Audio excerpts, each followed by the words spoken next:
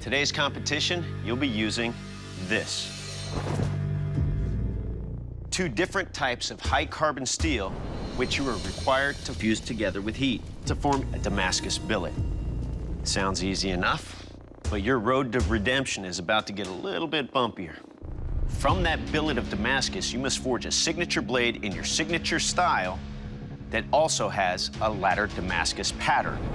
Ladder patterns are achieved by cutting grooves into your Damascus billet. Once the grooves are pressed, it is ground flat, removing all of the high spots and then forged to the desired blade shape, revealing a visible ladder pattern.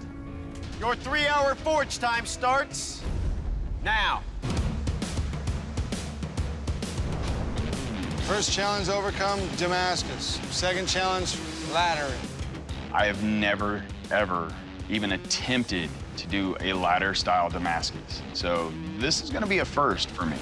It looks like Brandon is wrapping all of his pieces of steel together with baling wire. He can do that. That is an old school technique. It's really interesting that that's what he chose to do, and it seems like welding with the MIG welder would be a lot more secure. Well, Brandon was here on our last challenge with the coal forge. No electricity or anything. Might be his comfort zone. But in a competition like this, use what's available to you. I consider myself a purist. I like to do everything by hand, you know, files and hammers. I'm trying to get away from modern technology and go back to the way it was 100, 200, even 1,000 years ago. Oh! You got JD and Clarence over here working side by side. You have to get a good weld when you begin. Obviously, that's key. It's got to be a solid piece of steel. I've got everything welded up as good as it needs to be. Time to put it in the forge and have a go at it.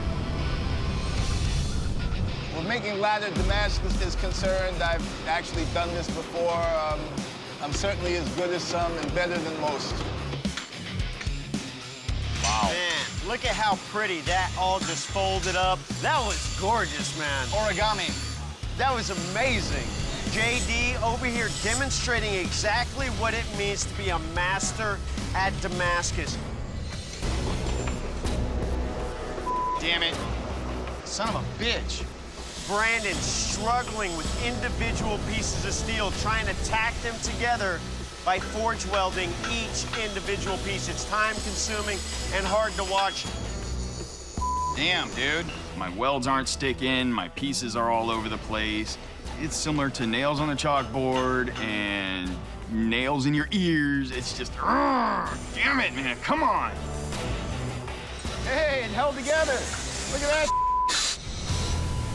Standing in front of the forge is quite hot. It's in excess of 1,800 degrees Fahrenheit, plus the fact I've got another one directly at my back, so I'm basically cooking between 2 forges. Worried a little bit about JD here. Starting to feel actually a little queasy and unwell. See, I'm not sure. I'm just fighting staying conscious. Yeah? Yeah. You need to sit down. Oh. This is not an easy competition. It can take its toll. This forge breaks people down, physically and mentally. Clarence, starting to work on his ladder pattern. Gabe is cruising right along. He's over there on the 72-inch belt grinder. So here's what I'm really amazed by. How much knife Brandon got out of that piece of steel. He'll be able to do surgery with that thing, but I don't know about chopping ice. Okay, I gotta get back out there.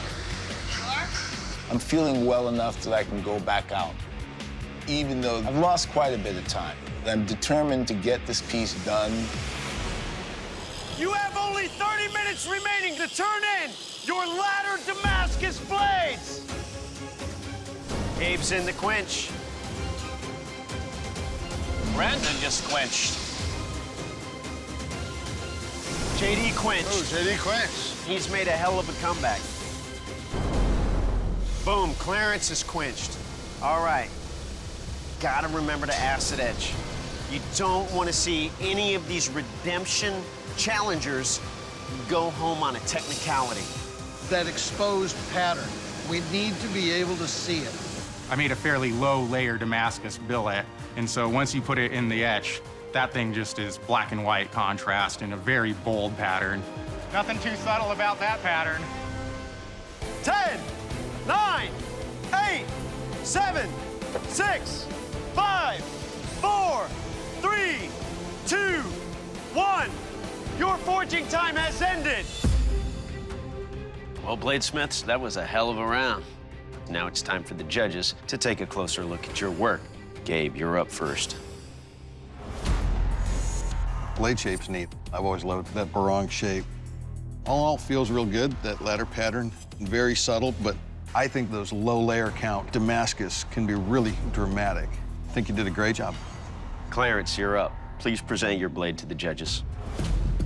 Clarence, you have a really nice looking pattern going on here. How many layers do you have?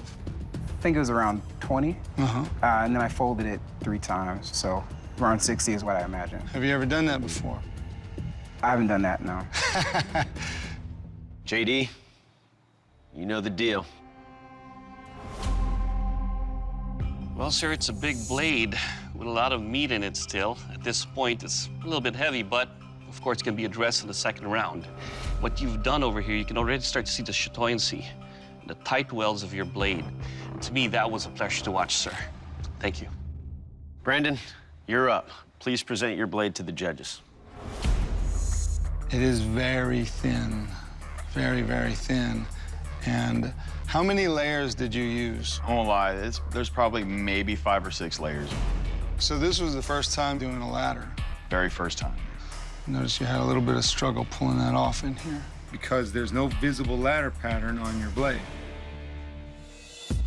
Brandon, your blade did not make the cut. Jason will explain. Well, Brandon, we really appreciate watching you forge out there. You're one of the few smiths we have seen take a very small piece of steel that we didn't think was enough and stretch it out. But the biggest problem is that you do not have a ladder pattern in your blade. And that's why we're sending you home. Last time I got eliminated, I was hurt. You know, I cried a bit, but I believe the judges made the right decision. The first thing I do when I get home is gonna be the exact same thing I did last time I was here. I'm gonna fire up the forge, and I'm gonna swing that hammer as hard as I can for as long as I can.